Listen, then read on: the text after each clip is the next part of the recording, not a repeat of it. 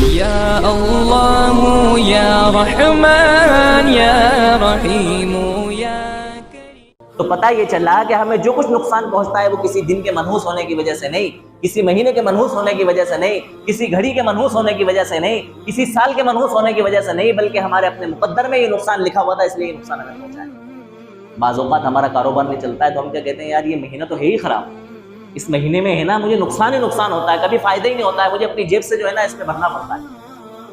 تو ہم نے اس نقصان کی نسبت کس طرف کر دی؟ مہینے کی طرف کر دی، حالانکہ اس نقصان سے اس مہینے کا کوئی تعلق نہیں ہے، بلکہ اللہ تبارک و تعالیٰ نے یہ جو ہے نا نقصان ہمارے مقدر میں لکھ دیا تھا۔ تو زمانہ جاہلیت کے اندر بھی یہ خرافاتیں پائی جاتی تھی، بدعقیدگیاں پائی جاتی تھی، برائیاں پائی جاتی تھی، اللہ کے رسول نے ان کا قلع قمع کیا، ان کو ختم فرمایا۔ قرآن کریم کے اندر اللہ تبارک و تعالیٰ نے فرمایا ما اصابکم من مصیبت فبما کسبت ایدیکم ویعفو عن کثیر، کہ جو کچھ بھی تمہیں مصیبت پہنچتی ہے اس مصیبت کے پہنچنے کے اندر سب سے زیادہ ذریعہ تمہارے اعمال کا ہوتا ہے۔ جو کچھ تمہارے ہاتھوں نے اور تمہارے بدن نے جو کچھ برائیاں کی ہوئی ہوتی ہیں، ان برائیوں کے نتیجے میں تمہیں کیا پہنچتی ہیں؟ مصیبتیں پہنچتی ہیں۔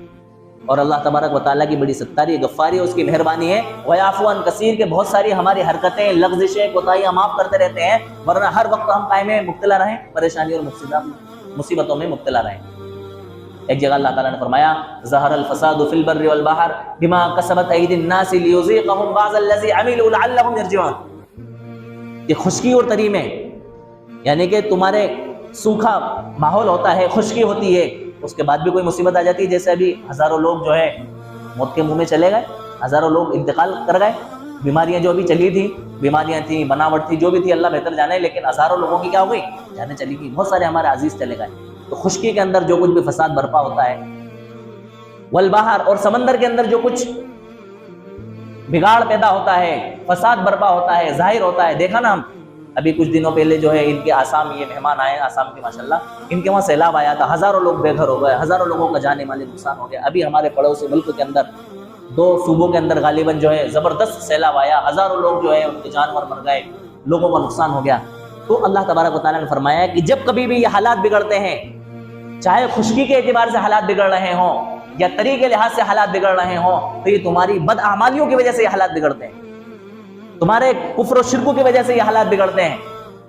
اور کیوں بگڑتے ہیں؟ لیذیقہم بعض الذی عملوا، تاکہ اللہ تبارک و تعالیٰ تمہارے بعض اعمال کا تمہیں مزہ چکھا دیں، اور تم ان حالات کو دیکھ کر کے ٹھٹر جاؤ، اور تم جو ہے نا تھوڑے سے کانپ جاؤ اور تھرا جاؤ کہ اللہ تبارک و تعالیٰ نے زمین کے حالات کس قدر بگاڑ دیے، لہٰذا ہمیں سدھر جانا چاہیے اور ہمیں کیا ہونا چاہیے؟ سیدھے ہو جانا چاہیے، اور تم اللہ تبارک و تعالیٰ کی طرف لوٹ آؤ، رجوع کر لو، اپنے گناہوں سے توبہ اور استغفار کر لو، اپنے آپ کو اللہ تبارک و تعالیٰ کے حضور میں پیش کر دو کہ اللہ تعالیٰ جو کچھ زندگی کٹنا تھی گناہوں میں کٹ گئی، آئندہ سے ہم تیری بدعمالیوں کے ساتھ گندگی کے ساتھ میں زندگی نہیں گزاریں گے، تجھے ناراض کر کے زندگی نہیں گزاریں گے۔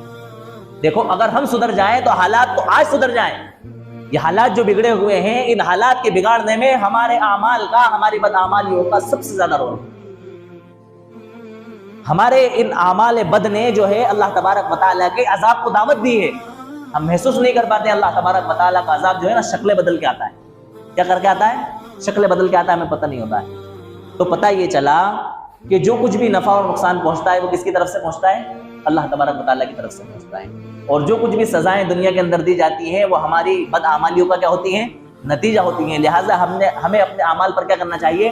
غور کرنا چاہیے۔ اللہ تعالیٰ فرما رہے ہیں ما یفتح اللہ للناس من رحمت فلا ممسک لها، اللہ تبارک و تعالیٰ جن لوگوں کے لیے رحمت کے دروازے کھولتے ہیں، دنیا کے اندر کوئی طاقت ایسی نہیں ہے کہ ان رحمت کے دروازوں کو کیا کر دے؟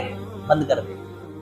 قرآن میں اللہ تعالیٰ فرما رہے ہیں وما یمسک، اور جن لوگوں کے لیے اللہ تبارک و تعالیٰ رحمت کے دروازے بند کر دیں، فلا مرسل له من بعدی، اللہ تبارک و تعالیٰ کے ان دروازوں کے بند کر دینے کے بعد کسی کی اوقات اور مجال نہیں ہے کہ ان رحمت کے دروازوں کو کیا کر دے؟ دیکھو ہماری بدعقیدگی کا تعلق جو ہے نا اس آیت سے جڑا ہوا ہے۔ بعض اوقات ہم جو ہے نا پریشان ہو کر کے کیا کہتے ہیں، یار میرے جو ہے نا رزق کسی نے باندھ دیا ہے، میری روزی روٹی کسی نے باندھ دی ہے، میرا کاروبار کسی نے باندھ دیا ہے، میرا کام دھندا نہیں ہو رہا ہے، میرا کام نہیں چل رہا ہے، میری دکان نہیں چل رہی ہے، میرا بزنس نہیں چل رہا ہے۔ ایسا لگتا ہے کہ کسی نے میرے اوپر کیا کر دیا ہے؟ جادو کر دیا ہے، کسی نے جو ہے نا میرے روزگار پر بندش لگا دی ہے۔ پھر ہم کیا کرتے ہیں؟ ان بے غیرت لوگوں کے پاس جاتے ہیں جو کہ ہمیں بھیلا پھسلا کر کے ہمارے عقیدے کو مزید بگاڑ کر کے چند کوڑیوں کے چکر میں ہمیں کہتے ہیں کہ ہاں واقعتاً تمہارے گھر پہ کیا ہے؟ سایہ ہے، تمہاری دکان پہ سایہ ہے، تمہارا رزق واقعتاً کسی نے باندھ دیا ہے، اور وہ خود ہی ایسے کارنامے انجام دیتے ہیں کہ جس سے ہمارا عقیدہ اور مضبوط ہو جاتا ہے کہ واقعتاً کسی نے ہمارے رزق کو کیا کر دیا؟ روک دیا۔ اللہ تعالیٰ فرما رہے ہیں کہ اللہ تبارک و تعالیٰ جس کے لیے رزق کے دروازے بند کر دیں، کوئی کھول سکتا ہے ان دروازوں کو؟ نہیں کھول سکتا۔ پھر یہ لوگ ہمیں بتانے والے اور ہم ان لوگوں کے پاس جانے والے کون ہوتے ہیں جو کہ ان کی باتوں میں آ کر کے ہم یہ کہتے ہیں کہ ہاں یار واقعتاً ہمارا رزق کیا کر دیا؟ کسی نے باندھ دیا۔ میرے محترم بزرگوں اور عزیزوں، کسی کی کوئی حیثیت، کسی کی کوئی طاقت اس دنیا کے اندر نہیں ہے اللہ تبارک و تعالیٰ کے علاوہ کہ وہ ہمیں ایک ذرہ برابر بھی نقصان پہنچا دے اور ایک ذرہ برابر بھی کیا کر دے؟ نفع پہنچا دے۔ نفع اور نقصان پہنچانے کا اختیار کس کے ہاتھ میں ہے؟ صرف اور صرف اللہ تبارک و تعالیٰ کے اختیار میں۔